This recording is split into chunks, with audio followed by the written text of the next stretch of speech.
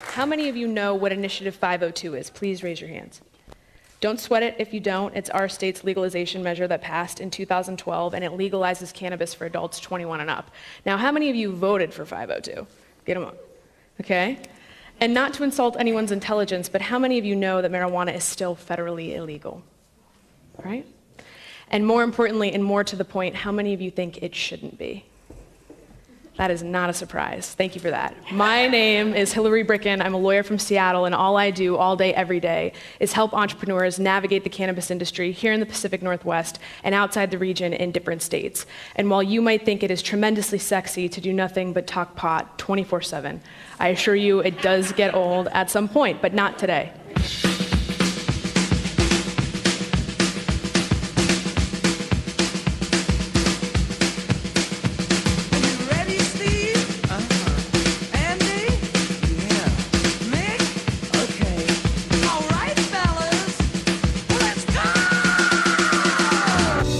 From the Palace at Uncle's Studios in beautiful Southern California, welcome to a very special edition of Work Comp Matters, the central location for all your workers' compensation, employment, and labor law matters. My name is Steve Appel, and I'll be your host for the next hour with some talk, some news, and hopefully some answers about Work Comp Matters. Thanks for being part of the show, and if you can break away from your Work Comp Matters, feel free to give us a call and clue us in with your questions, comments, and or concerns. The phone number worldwide, 818-357-4120. You can be old school, send a fax, 818-475-1437. Of course, you can always email me, wcexaminer@aol.com. With me in studio, Scott of Uncle's Studios, my special guest attorney, Hilary Bricken. Back in Munich, Germany, is John Scalia. And back at WorkComp Central, making sure the whole damn thing goes right, is Jake Paris.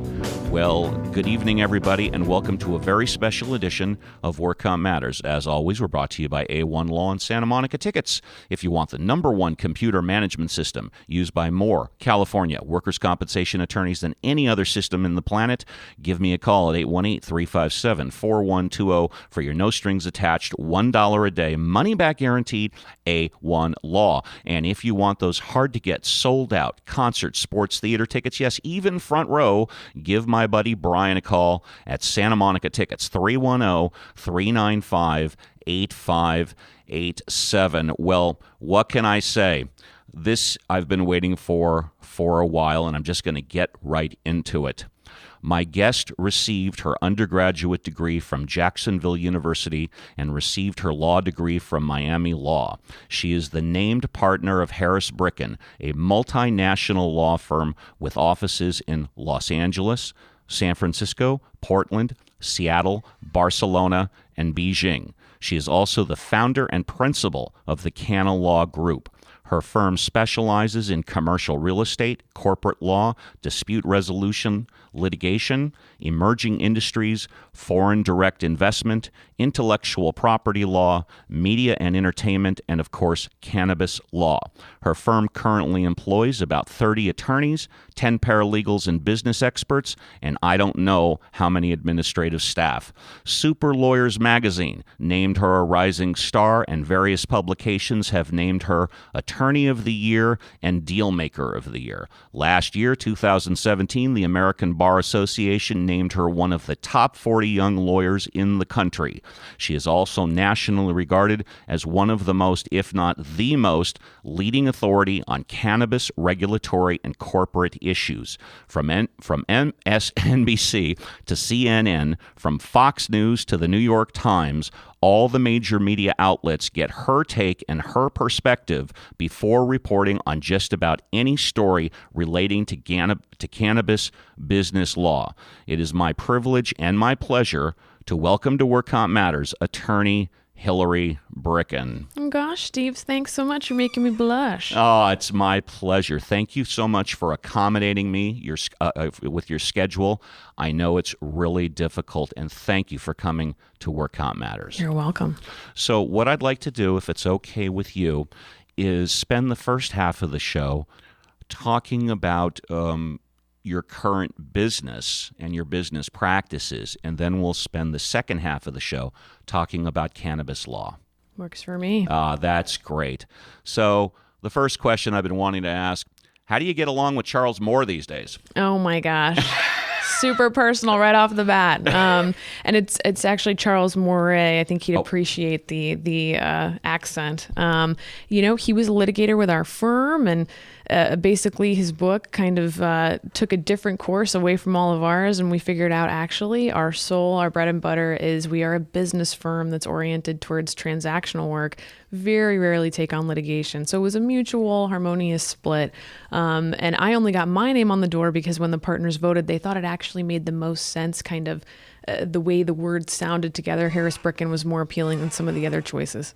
So when and why did you first decide to become an attorney? Oh, well, when? Probably back in high school, which is kind of shocking. And what did it? I think at the end of the day, I really wanted to have a very international practice. My Spanish was actually pretty handy, pretty good, because I grew up in Florida, born and bred, spoke Spanish conversationally, and then more advanced with training and schooling from the years going on. So I really honestly thought I would become some version of either an international business attorney or some form of immigration attorney, specifically oriented to South and Central America, which is honestly why I went to the University of Miami for law school. That took a pivot when the economy hit the tank in 2008. And then it was more of how can you survive with this law degree? Yeah, because you're out.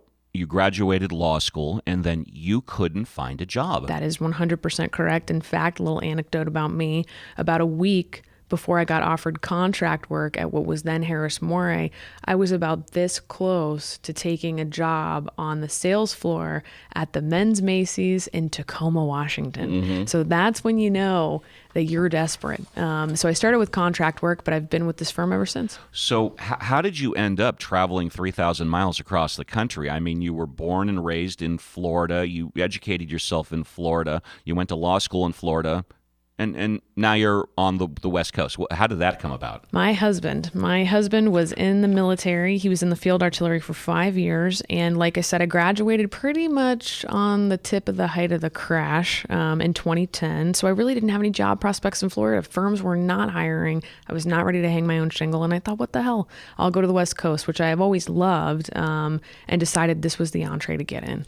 So when you started doing contract work with Harris Moray, it's pronounced Moray. How many attorneys were there at that time? Maybe 5. And now, of course, as I said, I believe I'm correct, you've got about 30 attorneys working for you all around the world, correct? That's correct. Between fully employed and contract, that number is accurate. And let's see. I read that when you started doing contract work at the firm, a lot of your inventory was suing cruise liners in Florida for personal injuries by the passengers, right? Yeah, when you say it like that, it really makes me laugh because I can't, it's basically a glorified personal injury attorney just in the context of maritime. I can't imagine myself doing that now. It just wasn't the trajectory my path took. But my first case ever was bed bugs on a ship. Oh my God.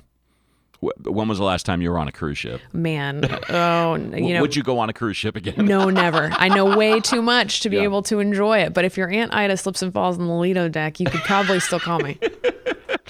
And then when I heard you did that for a while, and then literally some cannabis files simply dropped in your lap. It is an interesting story. At the time, I thought literally nothing of it. And it was so foreign to me because in Florida, we didn't have medical cannabis yet. We were far off and quite draconian state when it comes to drugs. So this shocked me that in 1998, Washington State, right after California, had authorized medical cannabis use. And it was a criminal defense attorney who had a whole book dedicated to defending what we called qualified patients, right? And basically the patients had lost the fear of enforcement and they wanted to start businesses and they wanted to commercialize medical cannabis. He didn't want to do it. He didn't have the time or the expertise. So we brought it to our firm. You noted we like emerging industries as a practice area. Yes. This fit right in. And the partners obviously thought nothing of it because they gave it to a lowly associate like me to work and they had no expectations at all. And eventually you started the Canna Law Group. And so tell me how that came about, where the Canna Law Group was started within Harris Moray, correct? That's Tell me correct. how you did that. Yes. So we have different practice areas dedicated to different lawyers. They typically don't have their own formal names, although that's increasingly becoming the case. Now we have a controlled substances or regulated substances practice. The main reason behind dubbing the Canna Law Group, ostensibly and substantively almost as a separate firm, was because of the federal law issue and the fact that at any given moment, we may have to pull the plug because the feds could come sweeping in, even prosecute the lawyers if it's a zealous prosecutor. So we needed to insulate it from the core of the firm. Now, I know that a lot of law firms that have maybe one PI division, one criminal division, one workers' comp division, sometimes they all gel and help each other, and other times there are like major thick walls between where they don't want to know what anybody else is doing. How does the Canna Law Group get along with the Harris Bricken firm? Swimmingly. There are so many cross areas of practice together, from immigration to contract to corporate So to you tax. guys do help each other out, right? Oh, definitely. And I think that's one of the appealing factors, is that we have really well-trained attorneys with great skill sets. They're transferable in all areas. And to bring that to the table in cannabis outside of the regulatory sphere, hugely important. When did the firm change names to Harris Bricken? Actually, I think that didn't happen until about January of last year. No but kidding. But I made partner in 2015. So yes, that's when it occurred. So you didn't care. You're now. I don't want to talk specific dollars with you, but when you made partner, sometimes as an equity partner, you have to buy in. Did you have to buy in, or because of all the business you were giving them, they said, we're going to pay you? My book was more than sufficient exchange for them. So that's what carried the day. I did not buy in, no. There you go. And again, without mentioning numbers, was it a difficult negotiation with your book of business to say, well, obviously the firm's helping out, this percentage goes to you, this percentage goes to them, or was it fairly agreeable? It was agreeable because the leverage was, I will walk with this book. And at that point, no partner had any interaction with my clients at all. So it was all within my hands and my colleague as well. And we as a team together basically negotiated against the partnership. I always say, whenever you get a chance in any type of and I never read Donald Trump's Art of the Deal, but you want to negotiate from a position of strength. And clearly you have it. Oh, yes. That book spoke volumes. It still does today. And we're now in 3 West Coast states, sometimes Alaska. What is your management style? I prefer a laissez-faire management style. You're smiling. I prefer not to look over people's shoulders. If no news is good news, do your work, and really, within reason, you come and go as you please, as long as you get the work done. Are you laissez-faire or micromanage? We would get along. I am the antithesis of micromanage and probably too much of a maverick sometimes. I'm not the person that you want to come to for training. My highest and best use is still to drum up work and work on certain files, but I don't micromanage. I'd like to think I don't bring any ego to the practice of law whatsoever, which has helped move the ball forward with various deals over the years. Now, you are licensed in California, you're licensed in Florida, and you're also licensed in Seattle.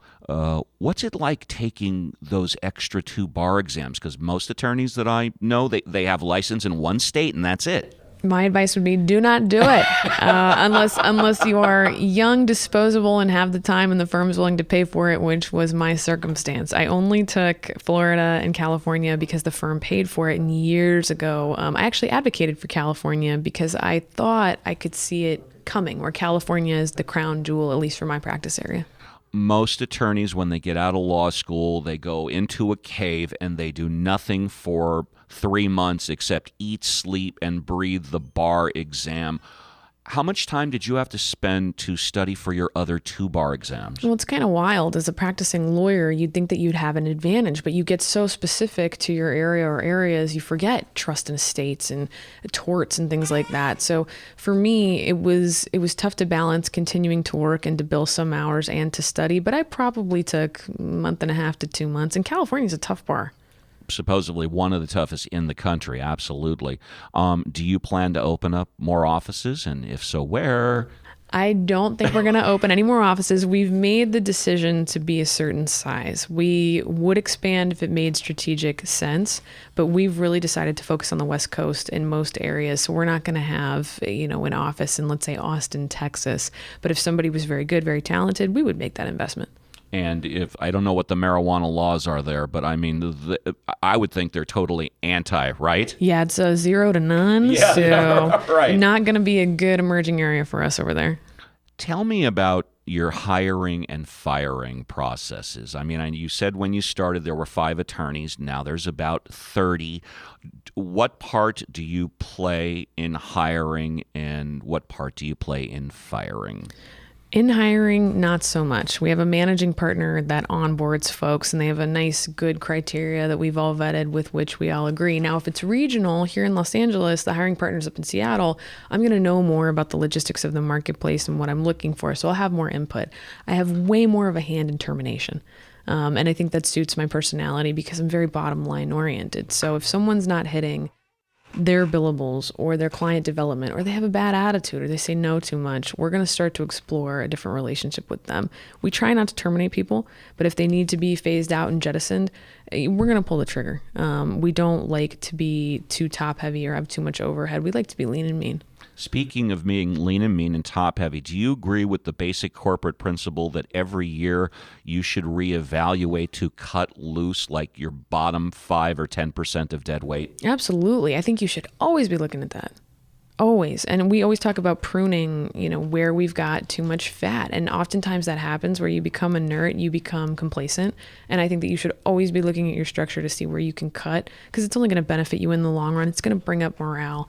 And I think that that's easy for a lot of people to do. It's also it's easy for people to forget.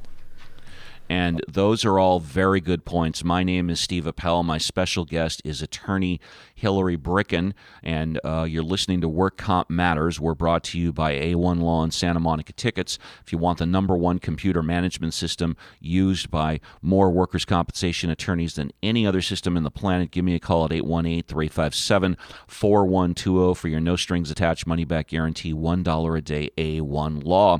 And if you want those hard-to-get concert, sports, theater tickets, yes, even front row, I've known Brian for over 20 years at Santa Monica Tickets, 310-395-8587. We've got a couple of news stories, and the first one, hot off the press, and Hillary, I don't know if you heard this one, but the California Supreme Court yesterday, Monday, issued a unanimous decision which has major implications for the growing gig economy, such as Uber, Lyft, and other app-driven services. The ruling came in a class action lawsuit against Dynamex Operations West, Inc., a package and document delivery company. The court found that Dynamex misclassified its delivery drivers as independent contractors rather than employees. In its ruling, the court, in the ruling that could change the workplace status of people across the state, the California Supreme Court made it harder Monday for employers to classify their workers as independent contractors. According to the California Labor Board, the state loses over $7 billion a year in taxes due to misclassification of employees. And now, for the first time on Work Comp Matters, with the second news story, attorney Hilary Bricken. Today is the last day of the 90-day extension of the original temporary operating permits issued at the start of the year for those in the cannabis industry here in California. Marijuana dispensaries will be required to pay fees up to $73,000 before they can get a regular annual license from the State Bureau of Cannabis Control. Upgrades for security and product testing, as well as background checks, will also soon be required. So far, the Bureau has issued over 1,100 temporary licenses to sellers, distributors, and testers. Also, the State Agricultural Agency, that's the CDFA, has separately issued has issued 3,412 temporary licenses. Finally, future licensing fees will be based on yearly sales, with fees ranging from $4,000 for a retailer doing up to $500,000 in business, up to $72,000 in fees for those doing more than $4.5 million per year, and finally, fees for distributors ranging from $1,200 all the way up to $125,000. Damn, you did that pretty good. You ever think of having your own podcast? Once or twice. Well, you know what? Maybe we'll talk about it after the show for a few minutes. I like it. Okay. I like it. And with our last news story of the day, T-Mobile and Sprint announced on Sunday plans for a merger, creating the second largest wireless carrier in the United States. Sources at the Department of Justice have said that the merger is less problematic than AT&T Time Warner deal because of the benefits to consumers. Yeah, I can see the benefits, rising prices, I guarantee you. The CEOs of T-Mobile and Sprint told Fox Business on Monday that the Federal Communications Commission chairman, I'm going to screw this name up, Ajit Pai, promises a fair review of the proposed $26 billion merger of the two telecom companies. These days, is your cell phone like tied to your hip? Do you sleep with it, or At this point, it's programmed into my brain, and I will be forever traumatized. Now, I'll tell you, I can never use the pods in my ears. I'm just not made that way. Do you use headphones, pods, or something like that? Constantly. And I noticed, because I feel like I'm always doing 5 things at once, hands-free is really key. And now the debate in my household is, do we go with the wireless ones that are linked to a Bluetooth, or do we keep the cord, which can get caught in the dog leash and you could strangle somebody with them if you really got pushed to the brink, you know what I mean? Do you use the voice-activated software? In other words, rather than typing with your thumbs, I know I try and speak into the voice-activated software as often as possible. I don't actually use dictation. Reason being, knowing myself, I would say one thing and it would come out as another thing and probably give misadvice to a client. So I avoid it. Yeah, well, obviously the most important thing is that the phone is a tool for us. We should be using it. It shouldn't be, addicting or using us. Agreed, and I wish. Exactly. For those of you, well, actually for you that don't know, a regular contributor on the show is a 45-year attorney. His name is John Scalia, and he is actually somehow like second cousin, fourth removed of actually the United States Supreme Court Justice Antonin Scalia. He moved to Germany about 3.5 years ago, and of course I asked him for this segment, tell me what's going on with marijuana in Europe. So without further ado, Mr. John Scalia on marijuana. Hi, this is John with the Work Comp International report from Munich this week. Steve asked me to do a report on the marijuana laws in the European Union. Well, this is not as simple as it sounds. The first thing you have to ask yourself is, what is the European Union? You'll get different answers to that question depending on whom you ask. Britain, for example, which just voted to leave the European Union, would say that it is a dictatorship ruled by the European Parliament in Brussels and by the European Court of Justice in Luxembourg. They particularly utilize the European Court of Justice as a rallying point to get out of the EU. If you were to ask a European what the EU is, we would say, quite simply, the EU is a voluntary association of sovereign states with a common purpose. The purpose of the European Court of Justice is to assure uniformity among the citizenry, but not to impose uniformity among the sovereign states. So, to drug policy, marijuana specifically, is there a common marijuana policy in the European Union? The answer to that is simple: no. It varies from country to country. You have to know the law of the country you are talking about. They are all different. The European Court of Justice, as far as I could tell, only had one case remotely resembling a ruling on drugs, and that was regarding cigarette packaging. It was largely argued from Britain, where the cigarette industry has millions and millions of dollars invested in production, and they were arguing against picturing on cigarette packaging graphic images of diseased organs. Now, if you buy a pack of cigarettes in Germany, lots of times it comes with a very graphic picture and rather revolting on the cigarette package. The British tobacco firms, British American Tobacco, which is one of the biggest, argued that this was a violation of EU law and that they should be allowed to do whatever they want on packaging in Britain. The European Court of Justice ruled against them and said, no, the European Union was within its rights in demanding uniformity in packaging of cigarettes. That's, as far as I can tell, the only decision on drugs ever made by the European Court of Justice. So, to the actual question, marijuana law. Well, there were three criteria used by me to determine whether or not a country was liberal, moderate, or conservative in terms of its marijuana law. The three criteria are, one, whether marijuana for personal use is decriminalized. Decriminalized meaning that there is no penalty attached nor any citation, or perhaps just a citation. Two, whether or not medical marijuana derivatives are allowed for medical treatment. And three, whether or not individuals are allowed to cultivate or grow plants. Those are the three categories. If a country was allowed all three, it was clearly in the liberal category. If it decriminalized and allowed the other two, it was still in the liberal category. However, if marijuana use was criminal and one of the other two categories was not allowed, it then fell into the conservative or the moderate category. Originally, when I started to consider this question, I asked myself, well, is it a matter of religion? Certainly, if you go to Islamic countries, you will find that there's almost uniformity. It's always illegal. But Europe is essentially Catholic. And certainly the three largest countries in the EU, the ones remaining, are Catholic: Germany, France, and Italy. Britain is leaving, okay? So Britain really doesn't count. So you've got three Catholic countries. I mean, they're overwhelmingly Catholic, and yet they fall in different categories. France falls in the liberal category. Germany falls in the middle category. And Italy falls in the conservative category. So basically, I don't really understand how each country determines its laws. It's clearly not based on religion, but it clearly differs from country to country. And the only way to figure out which law applies is to know the law of the country you are in. Austria, which shares a common language with Germany and a common border, is in the liberal category. Will the European Court of Justice ever have a uniform ruling on marijuana laws? I doubt it.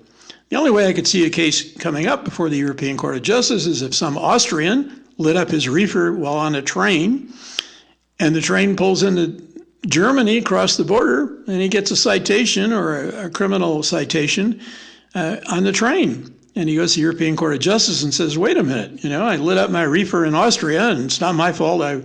We rolled into Germany, and all of a sudden I'm doing something that's illegal. In all honesty, I can't see that happening. I don't think it'll change. It varies from country to country, and the sad thing is you have to know the country. By the way, the totals are as follows. 16 of the countries fall in the conservative category, 6 of them fall in the mid-range, and 6 of them fall in the liberal range. Somewhat surprising, eh?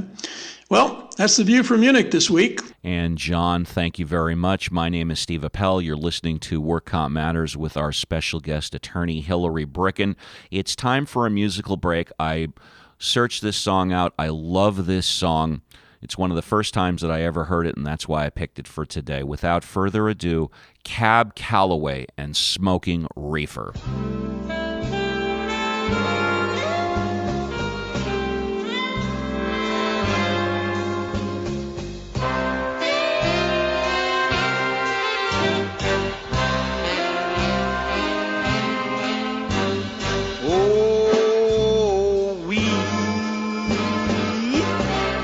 Cigarette we must all depend on. Marijuana. Oh, we once began it, and you're sure to end on marijuana. It's kind of stuff all the dreams are made of. It's the thing that white folks are afraid of. Up in Harlem we go,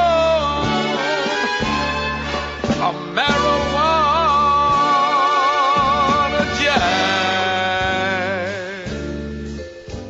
Smoking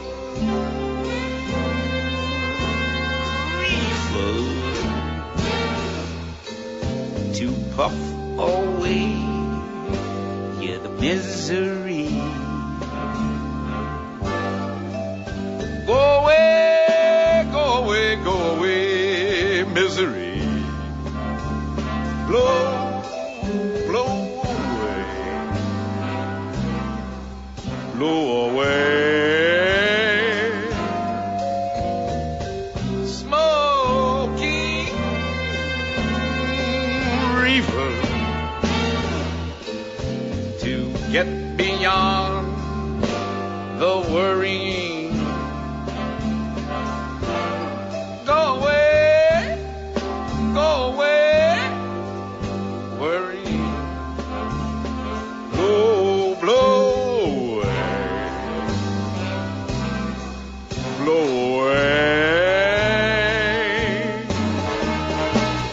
Must wake up and work in the morning. Must get by the brooding at night. You can change this world you were born in, but I declare you can be walking on air. Smoking reefer. You hear the angels sing away, helping you to fling away your worrying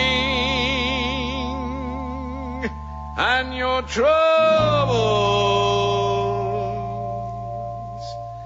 and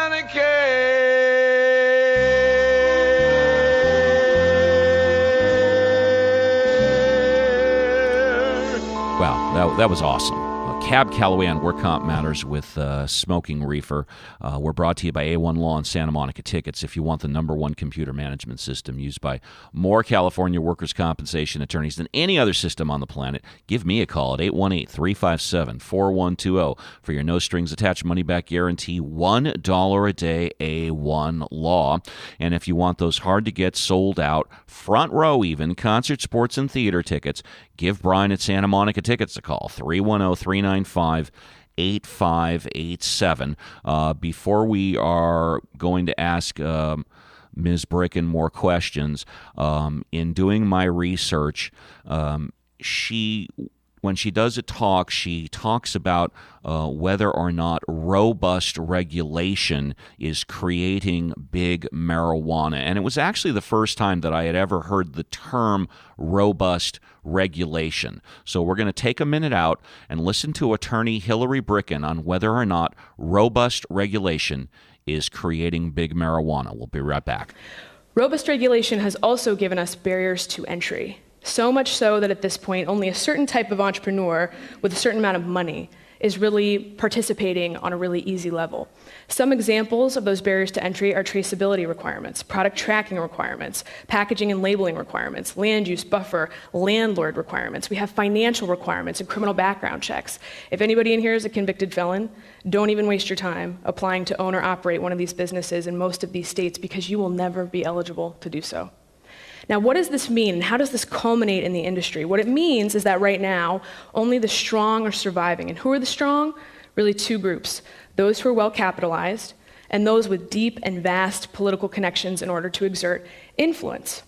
And that begs the question, because now, on both the state and the federal and even the local level, we have pot packs, and God forbid we actually have pot lobbyists. Yes, that is a job now.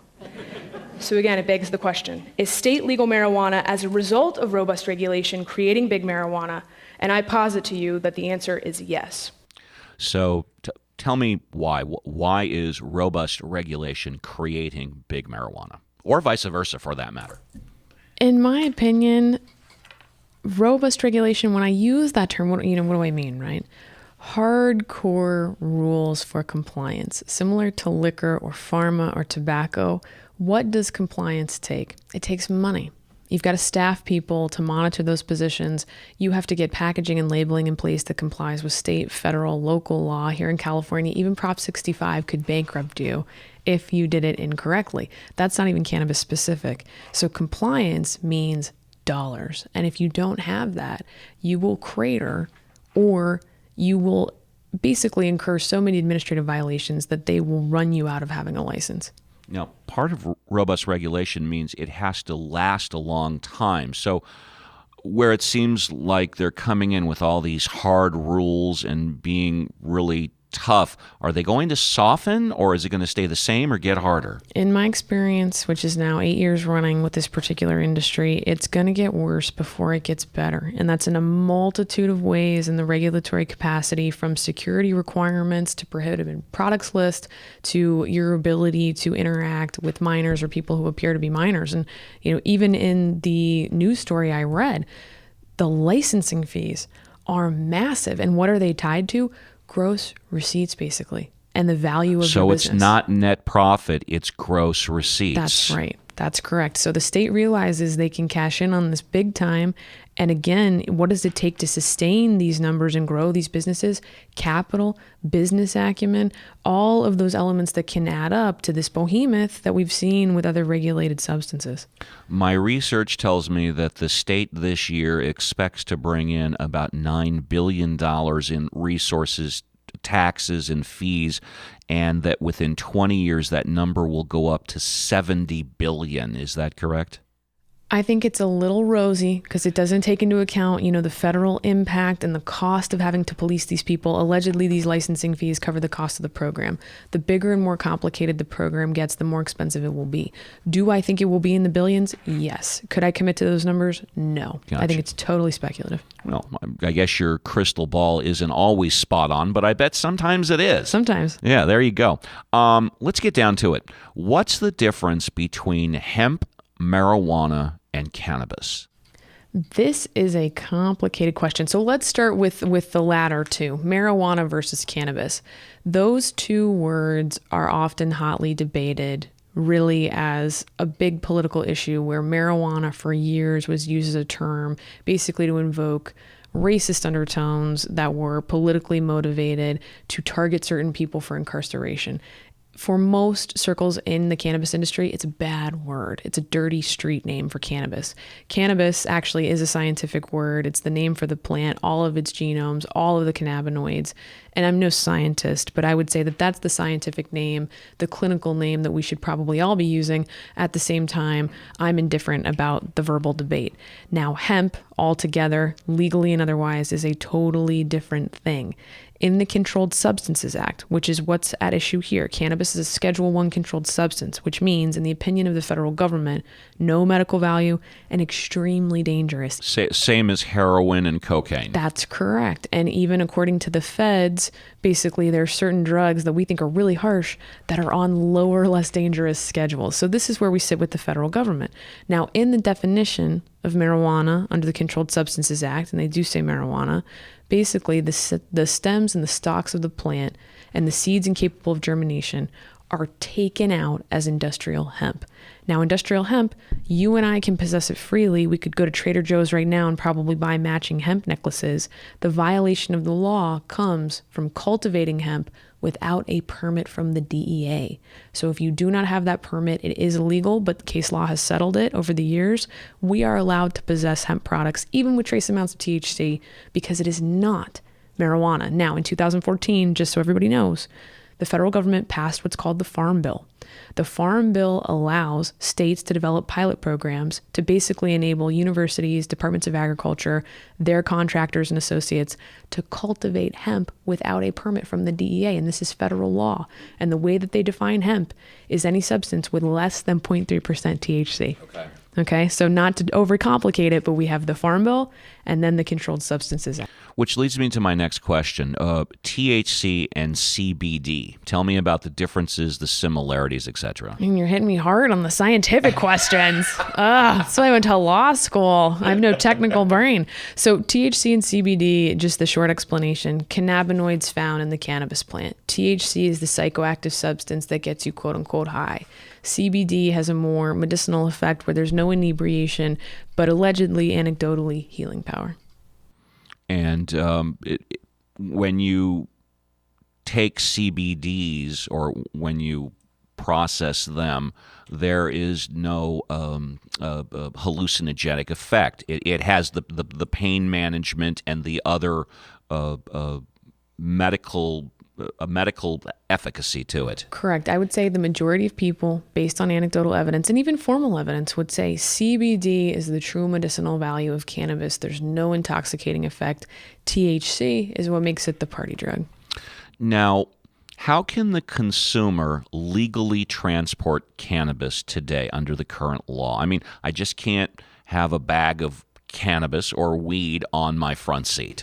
So, we have open container laws even for cannabis now in California. So when you go to the dispensary and you buy up to your ounce or less as an adult 21 and up, don't open it in the car. Treat it like you would, a six-pack or any other prescription drug.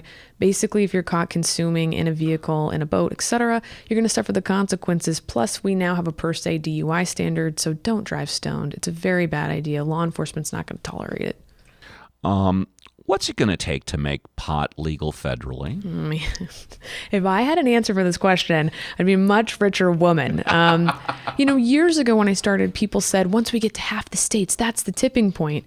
Not true. It's a much more complicated political situation than that. It's also not something that you can really equivocate to, equality in marriage or anything like that. It's not a fundamental right. This is a regulatory issue, and there's no fundamental right under law to use cannabis. So really, there are very few ways to change the Controlled Substances Act. The most likely way it will happen for us is through Congress. So if people don't knock down the door of their representatives and say, I want to protect states' rights or cannabis should be legal, we're not going to really have any movement because the courts won't touch it. The President of the United States actually can reschedule. That's way too political. And basically the DEA could take it off the list, but they have no incentive to do that. If and when cannabis, marijuana becomes federally legal, will the medical license basically eviscerate itself where there'll no longer be a need for a medical because it's now federally legal? I don't think so, actually, because, in the earlier discussion about CBD versus THC, some people treat that equation as CBD being a prescription drug eventually. Right now, there is no prescription for any cannabis because it's Schedule I, and THC being the over-counter version. So whether you want to medicate or get stoned, maybe there's a market for that, and the medical value is separate. The scary thing for the medical folks is if the FDA starts dipping its toe into medical claims and medical value, they will sweep it up, have that element descheduled, and put it in the hands of big pharma, and THC will stay on the side with mom and pop, more like alcohol. Now, through my research, I hear that the business of marijuana in a lot of ways is still an old boys club. And that brings us to the Me Too movement. My understanding is if and where there is sexual harassment, it's somewhat more prolific in marijuana, the business of marijuana. Is that true? I think some of it is true. I've never experienced it firsthand as a lawyer, and I've represented hundreds of companies of all types over the years. However, in the employment context, because we have had no government oversight, especially in California, for more than 2 decades, bad behavior has run rampant. So in addition to Me Too and safety in the workplace, workman's comp, forget it. Hour wage law, no way. Everyone's predominantly being paid under the table in cash. And this will change now that we have regulation, but it's been a nightmare. Talk about banking and cannabis, because there have been stories all over the place where the owner of a dispensary cannot do business with a bank because it's federally illegal. What's happening with that? In 2014, the Financial Crimes Enforcement Network issued guidelines, and we call them commonly the FinCEN guidelines. They tell financial institutions what to do if they want to bank cannabis businesses. And at the beginning of this segment, we talked about robust regulation, or in the middle. Robust regulation is also the key to securing a bank account, because we are all federally illegal if we're operators in the cannabis industry. When you deposit that cash, that's money laundering. It violates the Bank Secrecy Act. So in order to get a bank account, really lawfully and for your own protection, you want to find a bank or financial institution that's operating under these FinCEN guidelines. Banks and credit unions will not participate in states that don't have robust regulation. Here in California, our regulations are still loose and they're fixing them over time. Very tough to get a bank account. But if you were in Washington, Oregon, Nevada, Colorado, probably going to find one that's participating. Have you ever met Jeff Sessions? God, no. And I kind of hope I never have the pleasure. Have you ever corresponded with Jeff Sessions? Never. Oh my gosh. I think to him, I would be a fly on the wall, maybe. What do you think of the FBI raiding Michael Cohen's office? Fabulous. Really? Yeah, more accountability is always better. I mean, get them while they're down, get the documents. I like transparency. And I do think that not giving him a heads up was better, because you just don't know how he's going to react. I'm shocked. So you'd have no problem with your office being raided by the FBI because you might have non-privileged documents from one of your clients who is accused of operating illegally? So if we're talking more of a personal rights violation of privacy issue, then yeah, I'll take issue with it. However, I do embrace transparency. We have nothing to hide at all. I mean, that's the point in running the law firm, is that we do abide by these ethical standards. If they did raid, I would say, I have nothing. Feel free. Do what you got to do to clear my name and clear my firm's name. I'm somewhat speechless. That's not the answer that I was expecting, but okay. And I'm not a criminal defense attorney. No, true. I'm a business regulatory lawyer. So I don't seek to evade. And I'm not saying that criminal lawyers do. I'm not saying that at all. But my reaction is different than probably a criminal defense lawyer. And I get that. And for our listeners, if by chance you are arrested for drugs, you do not want to call Hilary to represent you. However, if you've got $5 million to legally invest in the business, Hilary is the one to call. That's right. That's how that equation goes. And people think it's a little backwards, but I promise you it's not. It's a reason why I don't argue DUIs. Last but not least, what do China and Spain think of Donald Trump? This is sad. I don't touch those practice groups at all. I can only imagine. Well, that's not true. We do have Spaniards that tell me that essentially in Barcelona, because Barcelona has its own issues being in Catalonia, basically opting out of nationalhood with Spain, that some people were very afraid when he was elected, but it actually emboldened more nationalistic tendencies to basically opt out and say, forget the country, we're going to do our own thing and be completely and totally autonomous. The Chinese, though, I think people were very afraid of a trade war and what embargoes would look like back and forth. But as far as, the practices go, his election really has not hurt us in China. It has hurt a little bit in Spain, though, because there's so much volatility. And it was on the level of kind of a Brexit, but it was smaller because it was just this particular province within the country. So that's been a little painful. Investors were more, I think, risk averse to go in there and do real estate development and create companies, but it's slowly recovering as we speak. And ironically, Spain actually has a pretty robust cannabis scene as well. They have consumption lounges, it's medical, they have some relaxed recreational laws, but there are a bunch of cannabis clubs over there. And that's another area of cross-section between the practices, which is nice. And I couldn't agree more. My name is Steve Appel. You're listening to Work Comp Matters with my very special guest, attorney Hilary Bricken. Of course, we're brought to you by A1 Law and Santa Monica Tickets. If you want the #1 computer management system used by more workers' compensation attorneys than any other system on the planet, give me a call at 818-357-4120 for your no-strings-attached money-back guarantee, $1 a day, A1 Law. And if you want those hard-to-get, sold-out, even front-row concert, sports, and theater tickets, give my buddy Brian a call at Santa Monica Tickets, 310-395-8587. We're going to take a short musical break, and we'll be right back with our special guest, attorney Hilary Bricken. And you know what? In the words of Ray Charles, Hilary, let's go get stoned. Done deal.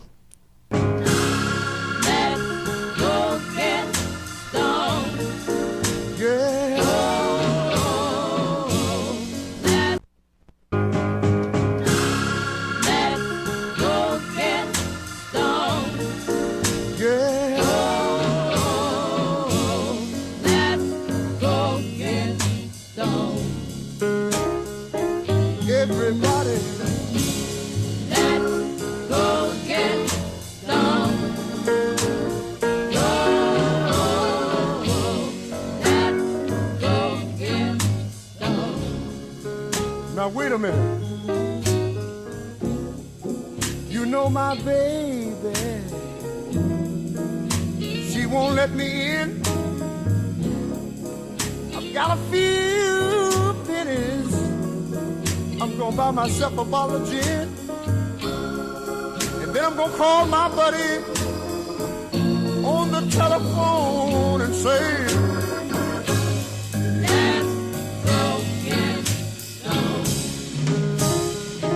now listen, you know I work so hard all day long. Everything I try to do seems to always turn out wrong. That's why I want to stop by on my way home and say,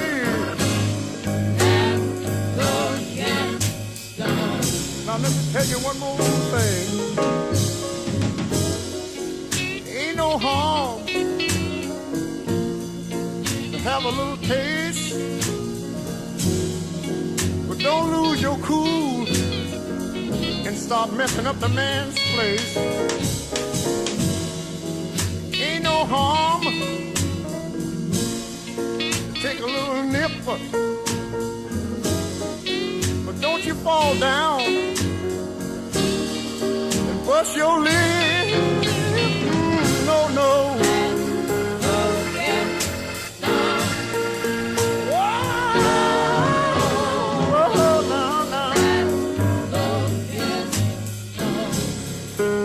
I think everybody ought to come on and go with me. Let's go get some. Let's go get some. I'm gonna tell you one more time what I'm gonna do. Let's go get